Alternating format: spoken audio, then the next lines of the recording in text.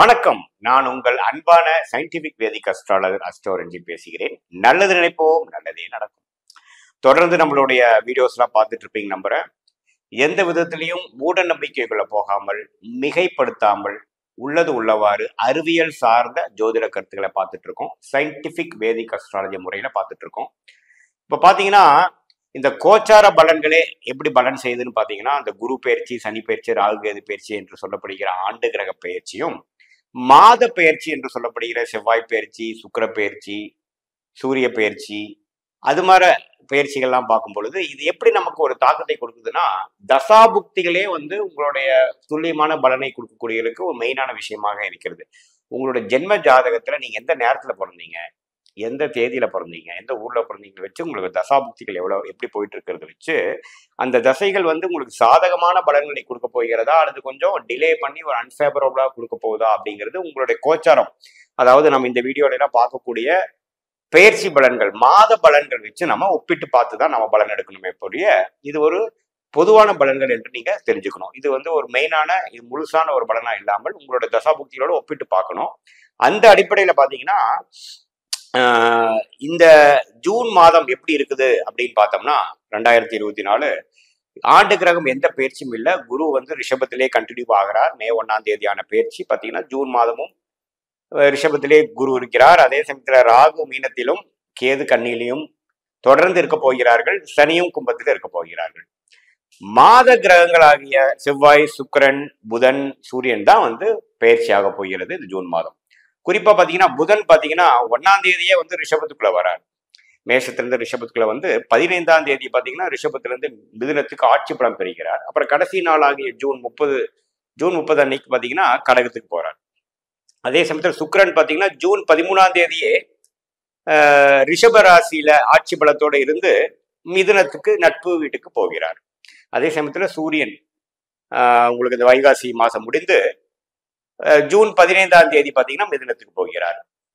இதுதான் இந்த மாதத்தில் வரக்கூடிய சூரியன், சுக்கிரன், புதன் பயிற்சிகள். செவ்வாய் என்ன ஆகுதுன்னு பாத்தீங்கன்னா 2ஆம் தேதி, ஜூன் 2ஆம் தேதியே மேஷத்துக்கு ஆட்சி பலத்தோட வருகிறார்.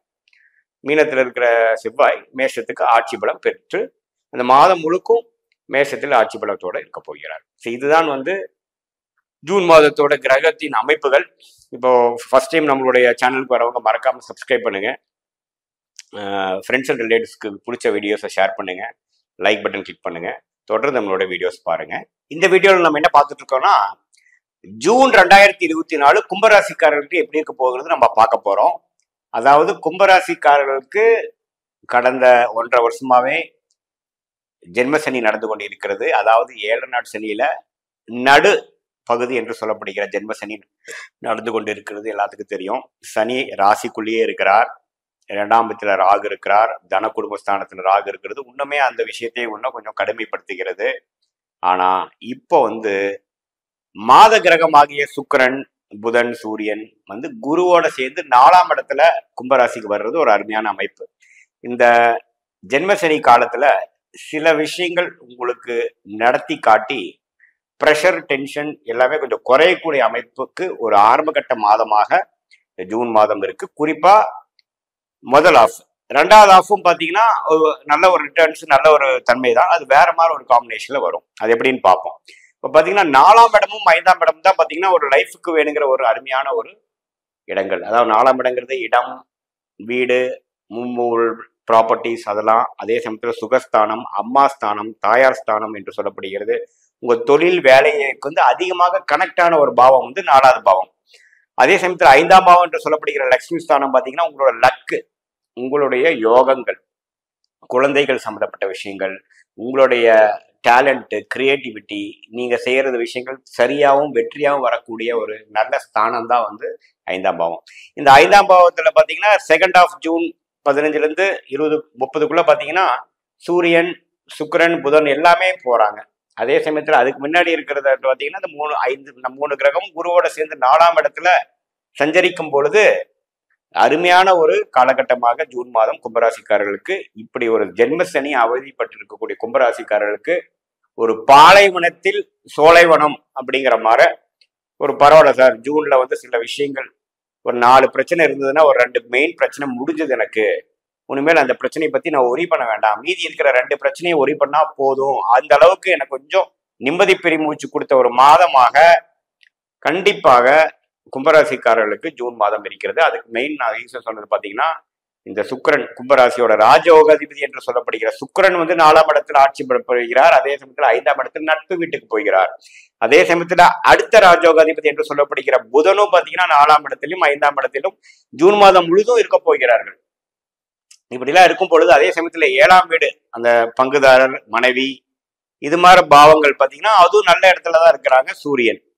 ஸோ 4, 5ல அப்புறம் நல்லாவே ஒரு நல்ல மாற்றம். இது வரைக்கும் நீங்க முயற்சி செய்துட்டு இருந்த தொழிலதிகளா இருக்கட்டும், மாணவர்களா இருக்கட்டும், வேலையில இருக்கிறவங்களா இருக்கட்டும், எல்லாத்துக்குமே ஒரு நல்ல டிரான்சிஷன், நல்ல ஒரு ஃபேஸ், உங்களுடைய ரிசல்ட்ஸ் எல்லாம் கொஞ்சம் பாசிட்டிவா வரக்கூடியது. உங்க முயற்சிக்கு கொஞ்சம் ரெகக்னிஷன், உங்க முயற்சிக்கு கொஞ்சம் பலன் கிடைக்குது, இது வரைக்கும் நீங்க செய்திருந்த வேலைக்கு ஒரு ரெகக்னிஷன் கிடைக்குதுங்கிற அளவுக்கு கொஞ்சம் பெருமூச்சும் கொஞ்சம் மனம் சந்தோஷமும் அடையக்கூடிய ஒரு மாதமாக கண்டிப்பாக கும்பராசிக்காரர்களுக்கு ஜென்ம சனியில் அவதிப்பட்டு நமக்கு வாழ்க்கை உண்டா, எவ்வளவு நாள் தான் இப்படியே இழுத்துட்டு இருக்க போகுது, நம்மளோட எவ்வளவு நாள் தான் இந்த விஷயங்கள் இவ்வளவு ஸ்லோவா போகுது, எதுவுமே நம்மளுடைய வேகத்துக்கு வரமாட்டேங்குது, நம்ம கையில் இல்லாத விஷயங்கள் நிறைய நம்மளை வந்து இப்போ கண்ட்ரோல் பண்ணுது, லெஃப்ட்டும் போக முடியல, ரைட்டும் போக முடியல, ஃப்ரண்ட்டும் போக முடியல, பேக்கும் போக முடியல, ஸ்டக்காகி இருக்கக்கூடிய நிறைய மக்கள், அதாவது தொழிலதிபர்களா இருக்கட்டும், வேலையில் இருக்கிறவங்களா இருக்கட்டும், எல்லாத்துக்கும் ஏதோ கொஞ்சம் பரவாயில்லை, ஒரு பிளசன்ட் சர்ப்ரைஸா அமைஞ்சது அப்படிங்கிற அளவுக்கு சுபகிரகத்தின் தாக்கங்கள் நல்ல பாவத்தில் வந்து உங்களை வாழ்க்கையில் வந்து கொஞ்சம் ஜென்மசனி தாக்கத்திலிருந்து படிப்படியா நீங்க இறங்கி 2025 நல்லா வருவீங்க அப்படிங்கிறதுக்கு ஒரு ஒளியும் ஒரு நம்பிக்கையும் கொடுக்கக்கூடிய ஒரு மாதமாக ஜூன் 2024 கண்டிப்பாக உண்டு. அதனால இந்த ஜூன் மாதத்தை இப்பவே நீங்க வந்து ஒரு 10 நாள் 15 நாள் முடிய இந்த வீடியோலாம் நீங்க பார்ப்பீங்க. அதுக்கு தகுந்த மாதிரி சில விஷயங்கள் பிளான் பண்ணி பலன் அணிவிக்க வேண்டும் என்பதுதான் என்னுடைய வேண்டுகோள். மீண்டும் மற்றொரு காணொலியில் சந்திப்போம். நன்றி, வணக்கம்.